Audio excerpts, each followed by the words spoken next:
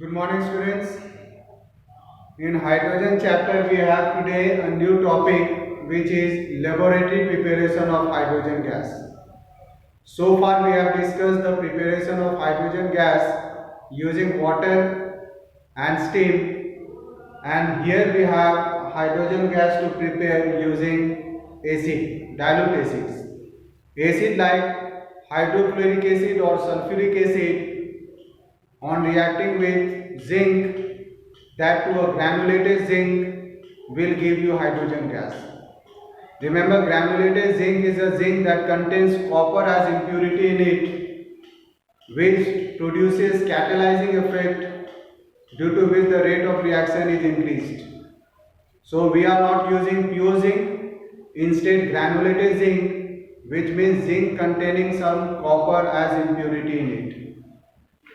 Now, so it is clear that we use granulated zinc and dilute acids like hydrochloric acid or sulfuric acid for the laboratory preparation of hydrogen gas.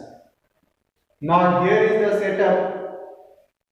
We have to take a round bottom flask which is having a thistle funnel inserted into, then the delivery tube is there which is connected to the other end of the delivery tube is connected to the beehive shelf, which contains trough with water in it and an inverted tube. It is not a tube, but you can see it's an inverted flask where we can finally collect hydrogen gas over water. Let us see how it can do so. We will first take granulated zinc in the round bottom flask, and then we will be adding hydrochloric acid or sulfuric acid through the thistle funnel.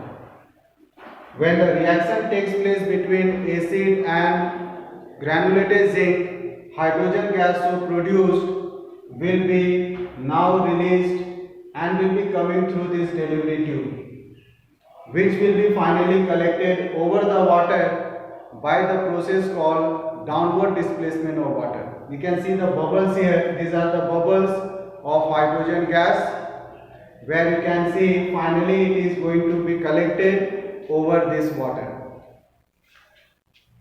Now hydrogen gas so collected here is not pure, but it contains some impurities, and the impurities you can see will be hydrogen sulfide, sulfur dioxide, oxides of nitrogen, phosphine, arsine, carbon dioxide, and moisture or water vapor. So these are the impurities that are there with this hydrogen gas that we have collected. So in order to obtain pure hydrogen gas, these all impurities should be removed. So hydrogen gas containing these impurities should be passed through different solutions where these impurities can be absorbed.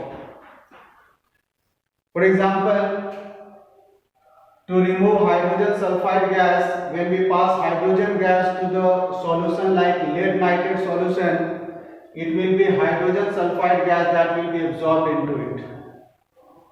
And then the remaining gas will be passed through silver nitrate solution where these two impurities can be removed. That is, phosphine gas and arsine gas will be removed. Now the leftover gas, which still contains impurities like oxides of sulfur, oxides of nitrogen and carbon dioxide, and also moisture, will have to be passed through caustic potash solution, where sulfur dioxide gas, oxides of nitrogen and carbon dioxide will be absorbed, and finally the gas contains only moisture in it, water vapor in it, that has to be passed through anhydrous calcium chloride. Now when this gas passes through anhydrous calcium chloride, then it is found that moisture is totally absorbed there, because calcium chloride is a very good drying agent where moisture will be absorbed, and finally dry hydrogen gas can be removed. We can collect only hydrogen gas which will be pure and dry. So this is what we have in the laboratory preparation of hydrogen gas. Now the question comes that why do not we take comp sulfuric acid to absorb this moisture? Though concentrated sulfuric acid is also a very strong drying agent, so why do we take anhydrous calcium chloride? Why not concentrated sulfuric acid? Again, the reason is that hydrogen gas will react with concentrated sulfuric acid and will defeat the purpose of the reaction. Our purpose of reaction is to collect pure and hydrogen gas, where on passing through concentrated sulfuric acid there will be no hydrogen gas left. This reaction will be taking place when we pass hydrogen gas through concentrated sulfuric acid. Hydrogen gas will react with this to give water and plus sulfur dioxide gas. So you can see finally we are not getting any hydrogen gas because hydrogen gas has been changed to water and we have water gas like sulfur dioxide, which means our purpose of reaction has been defeated. So we cannot collect hydrogen gas in this way, but on making this hydrogen gas to pass through calcium chloride, a drying agent where no such reaction takes place, and we can obtain pure and dry hydrogen gas.